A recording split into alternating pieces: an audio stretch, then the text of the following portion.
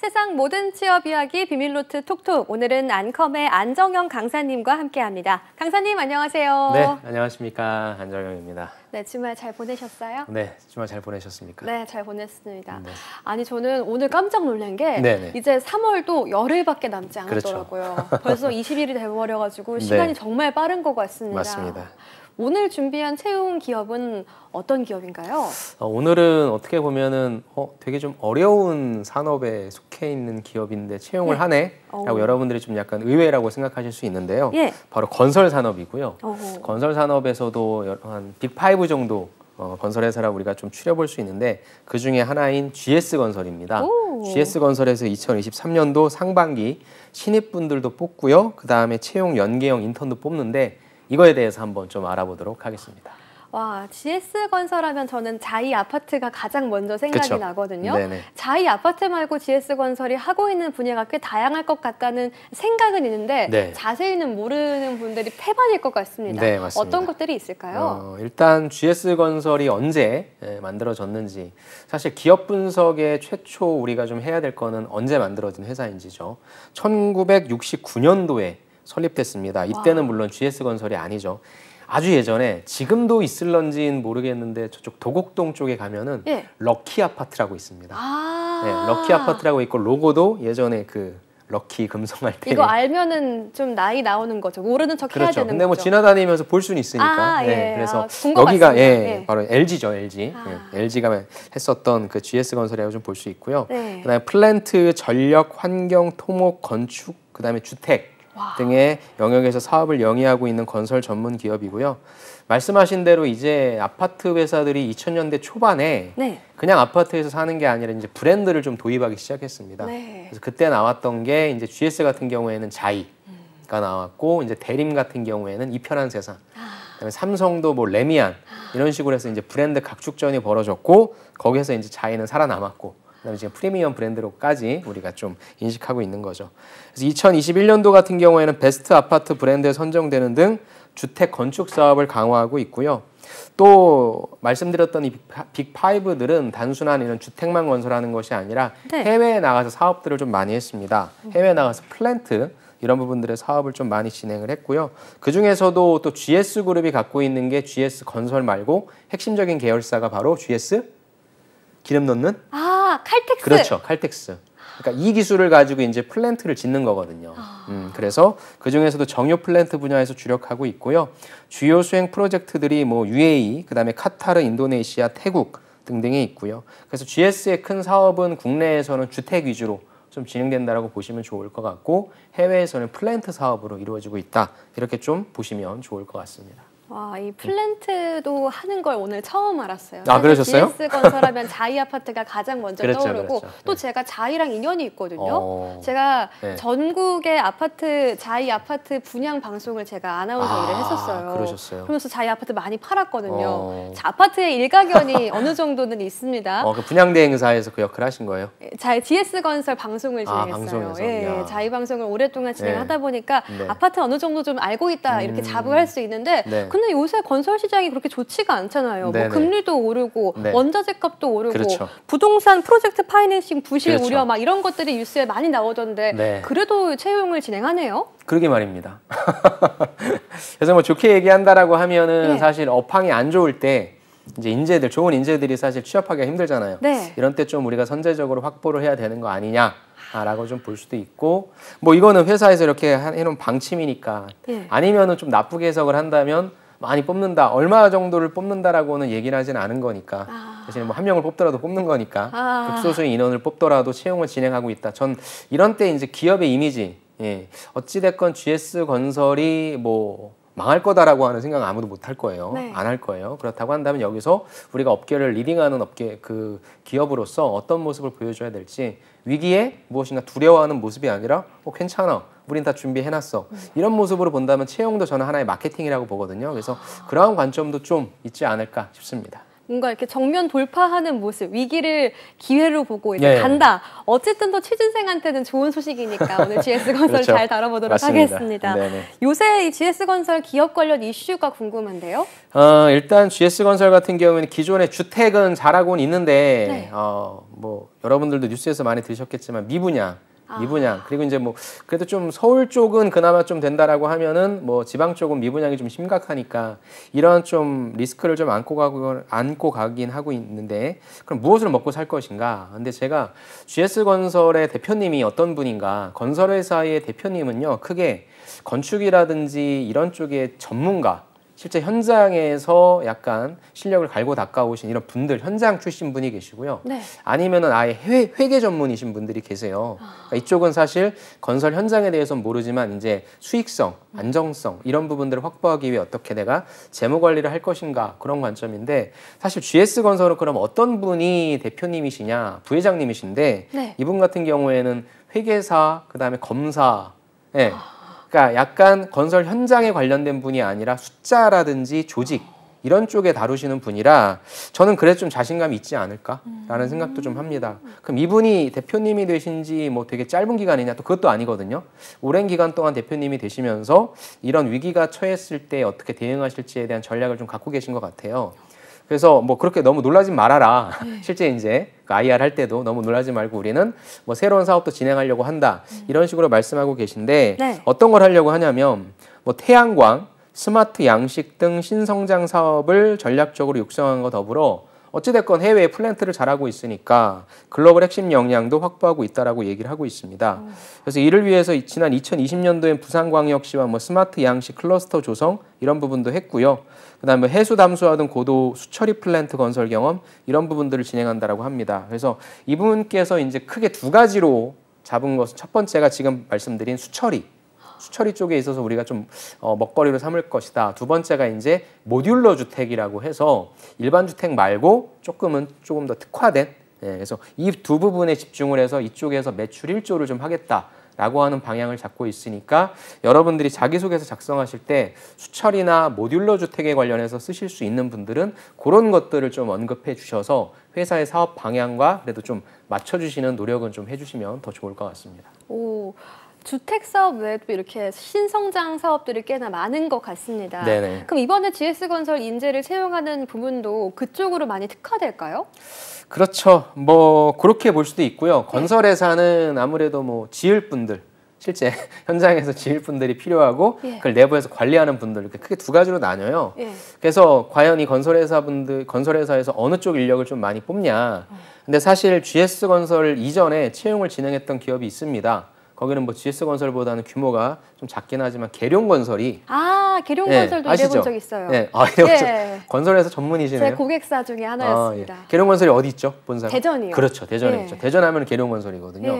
리슈빌 예전에 정우성 씨가 광고했던 거 기억나십니까? 기억난다고 말하면 안 될 것 같은 유도신문에 넘어간 것 같은 느낌입니다. 기억난다고 하셨는데 그래서 계룡건설 대전에서 굉장히 좀 탄탄한 기업이죠. 계룡건설에서도 진행했었는데 여기는 사실 현장 쪽 위주로 좀 진행을 했었어요.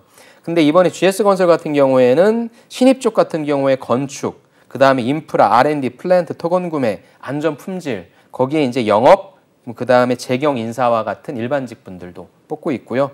또 채용 연계형 같은 경우에는 건축, 설비, 전기 해서 신입과 세상에 이렇게 업황이 좀 안 좋은데 채용 연계형 인턴까지 뽑는다고 하니 건설 회사를 생각하셨던 분들 아니면 저도 사실 건설 출신이긴 한데 건설 회사가 좋아요. 왜냐하면 돈을 좀 많이 줍니다. 와, 최고다. 버는 단위가 그 식품 팔고 이거 팔아서 뭐 얼마나 남겠습니까? 그죠? 근데 건설 회사는 단위 자체가 좀 크기 때문에 영업이익률도 조금 높고요. 물론 반도체보다는 안 되지만 그래서 저는 건설회사 하면은 예전에 그리고 좀 지금 같은 시대에는 막 지금 같은 환경에는 건설회사 가면 망하는 거 아니야 이런 생각 많이 하실 텐데 괜찮습니다. 건설회사를 그래서 특히나 뭐 건축이라든지 토목 이런 분들은 건설회사가 메인이니까 당연히 가시겠지만 여기 나머지 뭐 인프라 쪽이라든지 아니면은 안전 이런 쪽도 너무 제조업만 보지 마시고 저는 건설회사 쪽 지원 한번 해보셔라. 그 다음에 지금 재경과 인사와 주택영업 쪽이 있거든요. 이런 분들도 좀 다른 데로 가려고 하지 마시고 건설회사 쪽으로 오시면 돈도 괜찮게 받고 GS건설 다니시면 좋잖아요. 나중에 만약에 이직한다 하더라도 여러분들이 이직할 때도 GS건설을 모르시는 분들이 안 되기 때문에 안 계시기 때문에 즉 결론은 뭐냐면 괜찮은 기업이기 때문에 많이 지원 안 할 수도 있어요. 사람들이 무서워해서. 그러면 오히려 내가 들어가기도 쉬운 구조가 될 수도 있으니까 저는 한번 자신 있게 뭐 신입을 지원하실 분들은 신입, 그리고 채용 연계형 인턴이니까 여기에서 인턴 근무를 하시고 또 다른 데로 넘어가실 수 있는 경력도 만들어줄 수 있으니까 건설회사를 준비하신다라고 한다면 어찌됐건 현장에서 일해보는 경험이 제일 중요하니까 전략적으로 인턴을 지원해 보시는 것도 저는 굉장히 좋은 선택이라고 생각합니다. 오, 저는 이 건설 회사가 되게 딱딱하게 느껴지고 어려울 것 같다 생각했었는데 이렇게 또 쌤 말씀 들으니까 나도 이렇게 한번 지원을 해봐야 되나? 이런 딱딱하기는 생각도 하죠. 근데 이건 사실 건설 현장은 우리가 보통 기업은 하나의 메인 오피스가 있다라고 한다면 건설 현장은 사실 전국의 현장에 뿌려져 있잖아요. 그래서 사실 그 HQ 본부에서의 그 본사에서의 어떤 분위기라는 문화라기보다는 각각 현장마다 다 개박해요. 네, 그래서 사실 GS건설이 되게 유연한 조직 문화다 뭐 좋다라고 얘기하지만 사실 내가 가게 되는 현장의 소장님이 그런 성향이 아니면 나는 그 현장 끝날 때까지 그러고 있어야 되거든요. 그래서 사실 건설회사는 기본적으로는 여긴 좀 보수적인 곳이고 딱딱한 곳이고 여름에는 덥고 겨울에는 춥고 그다음에 굉장히 많은 인력들이 같이 근무하거든요. GS건설 분들만 일하는 게 아니라 거기에 협력사 분들도 다 같이 일을 하는 부분이기 때문에 그런 것들에 대해서 저는 만약에 난 너무 두렵다라고 한다면 어쩔 수는 없겠지만 너무 지나친 또 기대라든지 요즘에 말랑말랑하잖아 이런 거라면 조금 위험할 수는 있으니까 저는 기본적으로는 보수적인 그런 걸 좀 깔고 들어가시는 게 조금은 더 나중에 적응하시기 편할 것 같습니다. 네, 알겠습니다.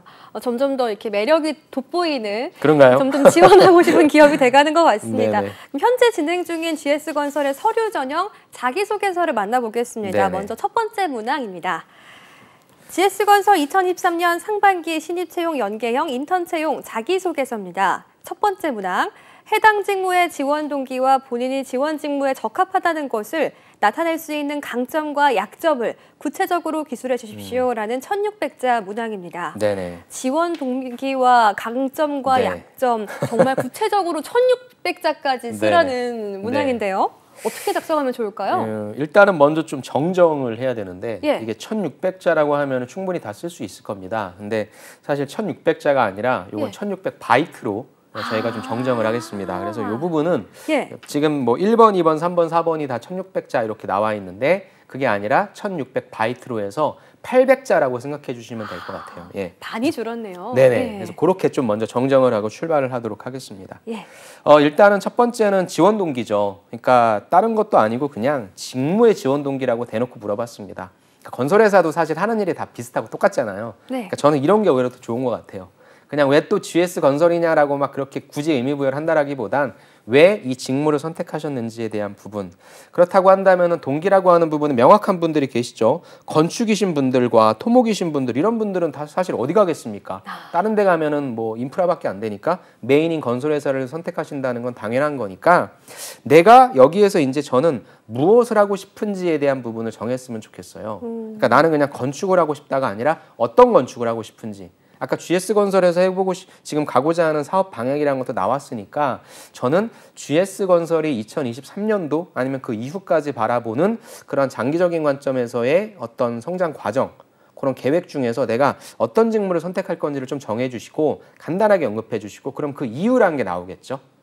그 다음에 나올 게 무엇입니까? 강점과 약점이라고 하는 부분이니까 여러분들이 이런 강점과 약점을 작성하실 때 제일 좋은 거는 이공계분들은 지식과 관련해서의 프로젝트 경험인 거예요. 그래서 그런 부분들을 좀 작성해 주시면 되고 인문계이신 분들은 지금 주택영업과 재경과 인사니까 역시 이쪽은 지식은 사실 재경 쪽은 하실 수 있을 텐데 지식 쪽이 내가 하기 힘들다라고 한다면은 이 직무를 하기 위해서는 이러이러한 역량이 필요하다. 뭐 아주 쉽게 얘기해서 뭐 의사소통이라든지 분석력이라든지 그래서 그런 거 하셨던 경험들을 채워 넣으시면 될 것 같고요.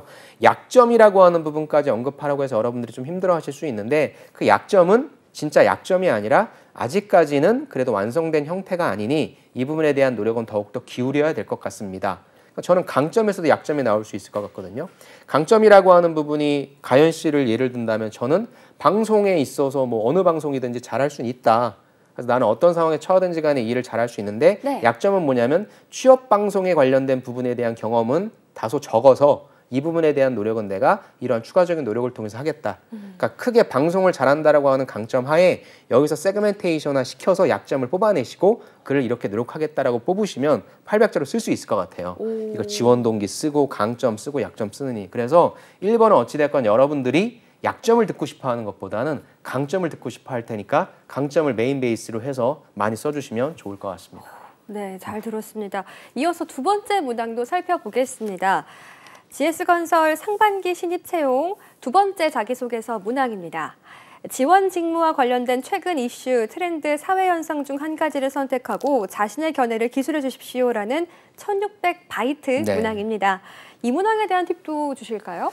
그러니까 2번이 이제 그냥 쓸데없이 영혼도 없이 그냥 GS건설에 대해서 의미부여하지 말고 지금 공부를 좀 하고 와라. 그러니까 이거는 뭐 잘 작성한다라고 하는 부분도 있겠지만 네. 저는 순수하게 어느 정도 우리 회사를 지원하려고 하면 우리 회사가 하고 있는 산업이라든지 이런 것들에 대한 이해를 하고 와야 되지 않겠니? 그래서 그 공부를 하고 와라. 라고 하는 오픈북 시험이라고 저는 생각을 해요. 그래서 일단 뭐 이슈나 트렌드나 사회 현상 중에 건설하면은 바로 이퀄 되는 게 부동산이니까 뭐 저는 어떤 직무도 상관없이 부동산에 대해서 언급해 주시는 거 괜찮을 것 같아요. 부동산 경기라고 하는 것이 앞으로 어떻게 될 것인가, 진짜 끝도 없이 지하실까지 밑에 파고 들어가서 지하 6층, 7층까지 내려갈 것인가, 아니면 다시 바닥을 찍고 올라올 것인가 라고 하는 부분에 있어서 전망들이 많으니까 대신에 회사를 지원하니까 나는 아파트는 이제 끝인 것 같아. 이럴 수는 없잖아요. 그렇게 쓰면 뭐 이거 뭐 일을 하겠다는 거야 말겠다는 거야 그럴 수 있으니까 당연히 결론은 좀 약간 긍정적인 부분이 있겠죠. 그러면 결국에 우리는 긍정적인 부분을 보고 사업을 하니까 이런 때일수록 우리가 해야 되는 건 무엇입니까? 힘을 비축해 놓는 거잖아요. 칼을 가는 거니까 그때 경쟁력을 확보하기 위해서 우리 이러이러한 준비가 필요할 것 같다라고 누가 알려줍니까? 바로 챗 GPT가 알려주잖아요. 그래서 한번 검색을 한번 해보세요. 네, 챗 GPT로 검색을 계속 정교하게 빌드업 하시면 계속 챗 GPT가 구조를 잡아줄 거란 말이죠. 그 구조에서 하나씩 더 세부적으로 들어간다라고 하면 여러분들이 자연스럽게 공부가 될 겁니다. 그래서 구체적인 수치라든지 이런 것도 해주면서 나는 그래서 부동산 시장은 살아날 것 같아. 나는 이래서 조금 위기를 겪지만 이전에도 그랬던 시기가 있었고 이런 때 이런 경쟁력을 갖고 있었던 기업들은 더 오히려 성장했다. 등등 그렇게 얘기 좀 할 수 있을 것 같고요. 그 다음에 또 하나 건설 회사가 좀 가져올 수 있는 게 아까 수처리도 나왔지만 환경이거든요. 그러니까 환경 관련해서 할 수 있는 사업들이 좀 많아질 겁니다. 어찌됐건 환경 관련해서 무엇인가 또 지어야 되잖아요. 그러니까 그런 환경 관련된 컨스트럭션 이런 쪽은 뭐가 없는지. 그래서 저는 제가 만약에 인문계분들이라고 한다면 저는 약간 부동산 쪽, 그 다음에 이공계분들이라고 한다면 환경을 좀 생각하는 그러한 플랜트라든지 아니면 건축물이라든지 이런 건 좀 뭐가 없을까라고 해서 그 두 가지의 관점으로 생각해 주시면 좋을 것 같습니다. 오, 네. 아무래도 건설 회사다 보니까 이슈와 트렌드, 사회 현상에 대한 분석이 부동산이나 또 신사업 부분으로 좀 구체화될 수 있는 것 같습니다. 이어서 세 번째 문항 살펴보겠습니다. GS건설 자기소개서 세 번째 문항. 최근 5년 내 도전적인 목표를 수립하여 추진했던 성공과 실패 경험을 기술해 주십시오라는 1600바이트 문항입니다. 이 문항은 어떻게 작성하면 좋을까요? 일단 이것도 그러면은 무엇을 물어보는 거냐라고 봤을 때 아까 1번에 제가 지원 직무에 적합하다라고 하는 뭐 지식이라든지 경험이란 걸 쓰라고 했잖아요. 네. 그러니까 1번에다가는 그런 강점을 디테일하게 쓴다라기보다는 이런 것들이 있다라고 약간 열거 형태로 쓴다라고 한다면 그중에 가장 핵심적인 걸 뽑아서 3번에다 쓸 것 같습니다. 여러분들 절대 최근 5년 내에 근데 뭐 5년 내에 경험밖에 없긴 하겠죠, 사실. 거기에 너무 또 하지 마시고 너무 좀 거기에 뭐 매몰되지 마시고 또 도전적인 목표라고 해서 도전적인 목표를 여러분들이 달성한 경험이 별로 없잖아요. 네. 우리 그런 사람들은 아니잖아요. 만들어주면 되는 겁니다. 그럼 여기에 어떤 소재를 넣을 것이냐라고 하는 부분이니까 일단 소재 선택에 있어서 가급적이면 건설회사 저라고 한다면 저는 제일 좋은 게 아까 얘기했지만 건설 현장에서 내가 실제 현장에서 아르바이트 해본 게 제일 좋겠죠. 그래서 가급적이면 해당 직무와 가장 연관된 경험을 우선순위로 해서 뽑아주시는 게 좋을 것 같고요. 저는 어떤 경험을 좀 써주면 좋냐. 건설회사에서 제일 좋아하는 직무 역량은 뭐냐면 협업이거든요. 네. 이게 아까도 얘기했지만 GS건설 자이라고 하는 브랜드가 GS가 만든 게 아니에요. 수많은 협력업체들과 같이 지지고 볶으면서 만든 거거든요. 네. 그렇기 때문에 건설 현장에서 제일 힘든 건 뭐냐면 같이 이 협력을 잘할 수 있는 분위기를 만들어서 끌고 가는 거기 때문에 저는 여러분들이 협업을 잘하는 사람이다라고 하는 소재를 팀플레이도 좋고요. 바깥에서 아르바이트나 현장 실습한 것도 좋고 그러한 소재를 선택해 주시는 걸 한번 생각해 보시면 어떨까. 그 다음에 도전적 목표니까 당연히 나의 목표는 무엇이었고 라는 구체적인 수치와 이걸 달성하기 위해 지지고 볶았던 거. 그래서 결국에는 달성했고 이를 통해 협업을 잘하기 위해서는 어떤 게 필요하구나라는 걸 느꼈다. 이렇게 좀 마무리를 해주시는 거예요. 저는 일단 첫 번째로서는 협업의 소재를 먼저 좀 생각해보자. 그걸 먼저 좀 추천드리고 싶습니다. 네. 협업에 대해서 잘 생각하고 써주시면 좋을 것 같습니다. 마지막 질문 보겠습니다. 마지막 문항은 지원 직무 관련 수강 과목을 선정하고 선정 사유 및 직무 수행 시 어떻게 활용할 것인지를 기술해 주십시오라는 문항입니다. 어떻게 작성할까요? 일단은 전공 과목은 당연히 이공계분들, 제가 아까 또 1번에서 말씀드렸던 그 부분을 다시 4번으로 끌고 들어와서 여기다 지식을 녹여내는 거죠. 그래서 이걸 통해서 내가 무엇을 배웠고 무엇에 대한 이해도가 높고 그 다음에 이를 통해서 나는 무엇을 해보고 싶다라고 하는 미래 플랜까지 좀 써보시면 좋을 것 같은데요. 근데 인문계 분들은 사실 인사라고 하는 게 경험을 그 지식이 없는 분들 되거든요. 그래서 네. 그런 분들 같은 경우에 대비해서 저는 교양 과목도 있거든요. 네. 여러분들이 많이 놓치시는 게 교양 과목이니까 전공 과목으로서 쓸 수 없는 분들은 교양 과목에서 여기에서 뭐 인간관계도 나올 수 있는 거고 여기에서 인문학도 나올 수 있는 거니까 전공 과목에만 집중하지 마시고 교양 과목도 활용하셔서 이 과목을 통해서 내가 무엇을 배웠고 어떤 이해도가 높고 이를 통해 어떻게 일을 할 것이다. 라는 그런 부분으로서 작성을 해주시면 좋을 것 같습니다. 네, 자기소개서 작성 팁까지 만나봤습니다. 지금까지 안컴의 안정현 강사님과 함께했습니다. 강사님 감사합니다. 네, 감사합니다.